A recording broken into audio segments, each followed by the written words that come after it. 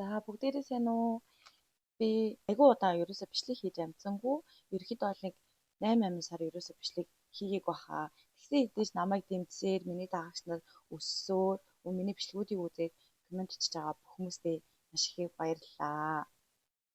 Таад ингээд миний дагагч нар өсөөд бас ингээд хуучин бичлгүүд дээр ингээд комент бичсэн тэр үйллүүд чинь намайг ингээд дараагийн бичлэг хийх гээд ерөөхдөө бол хэлээ хүргэсэн байгаа шүү. Мөн энэ хугацаанд байсан инстаграмаар нэлээд асуултуудыг авсан. Нэг нь болохоор герман хэл хэрхэн сурах тухай, дараах нь болохоор мөн герман хэл сураад байгаа юм яа, гацаад байгаа. Тэгээ цаашаа яаж өргөжлүүлэхээ мэдэхгүй байгаа хүмүүсүүд ерөөхдөө нэлээд их асуулт тавьсан. За хоёр нь болохоор германд ирэх тухай гэх мэтчлэн ингээд асуултуудыг бол тавьсан. За ерөөхдөө одоо болохоор би ийм 3 бичлэг төлөвлөсөн байгаа. Одоо өнөөдрийн хийх бичлэг болохоор яг өмнө нь үргэлжлүүл өмнө одоо яг хийж байсан тийм герман хэлний жижигхэн 2-3 өгүүлбэр орчуулад тэрнээр дөрмийнхаа талаар яриад явдаг юмнууд маань бол үргэлжлэнэ. Дараах нь орохчлаа болохоор герман хэл одоо сураад тэгээд 1 2 дугаар төвшин хурс сурсан хэрнээ тий А1 А2-ыг сурсан хэрнээ ер нь миний герман хэл нэг сайжрахгүй байна. Яг юу хийх ёстой юм бол гэдэг хүмүүс тодорхой хэмжээний миний зүгээс одоо магадгүй ингийн бол арай герман хэл чинь сайжрах байхаа гэдэг тийм зөвлөгөө өгсөн бичлэг орно.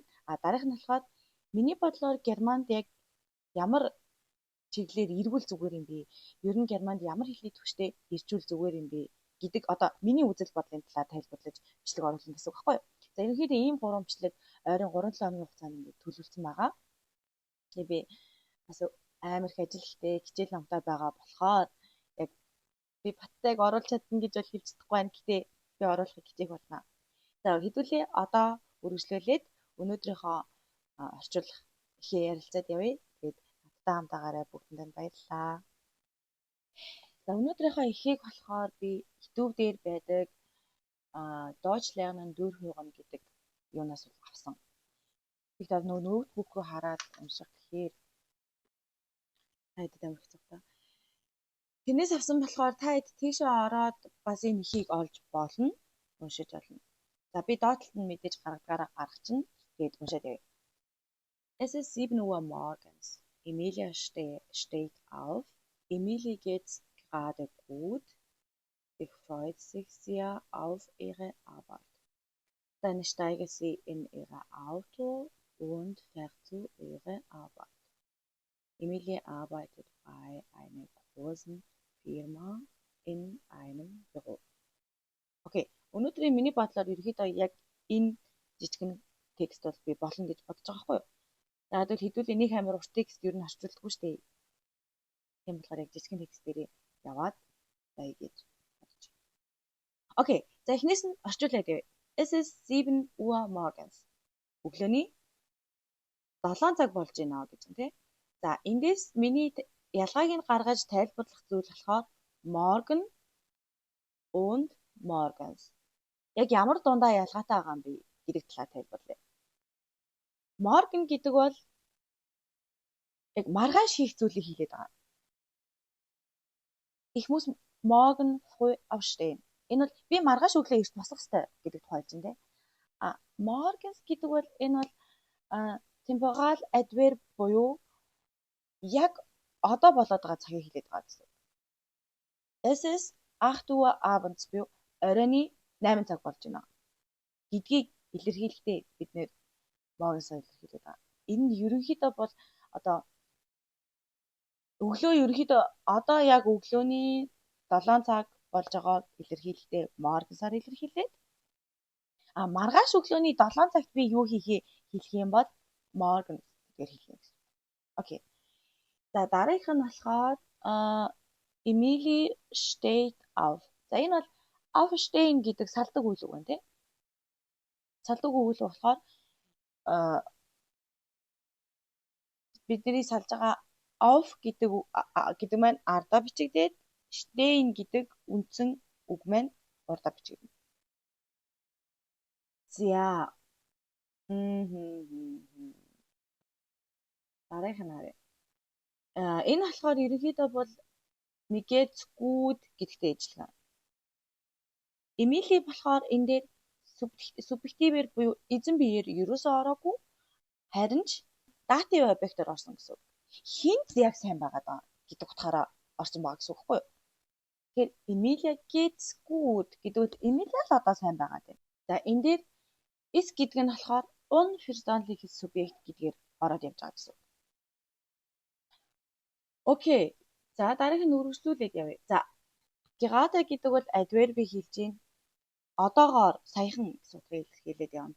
За би ахад үргэлжлүүлээд уншаад явъя. Sie freut sich sehr auf ihre Arbeit гэж байна тийм. За freut sich auf гэж байна.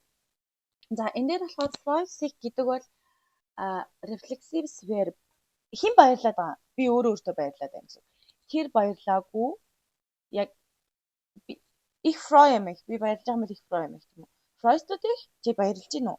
Хэн баярлаад байгаа хүн хин гэдгийг илэрхийлэхэд бол өөрөө гэж байна. Одоо болохоор хэн баярлдаг юм бэ гэхээр Эмили баярлаад байгаа байхгүй юу? Эмили freut sich. Auf гэдэг бол тэр позицион. Юун дээр баярлаад байгаа гэдгийг илэрхийлэх юм гэсэн.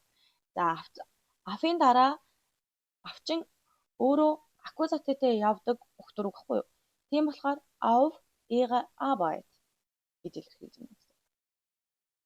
За тэгэхээр Эмилия өөрийнхөө одоо ажил дээр ажилдаа бол үнэхээр баяртай байдаг. Одоо ажилдаа сэтгэл хангалуун байдаг, баяртай байдаг гэсэн утгыг илэрхийлж байгаа. Би үнэхээр ажилдаа явах дуртай гэсэн утга байхгүй юу?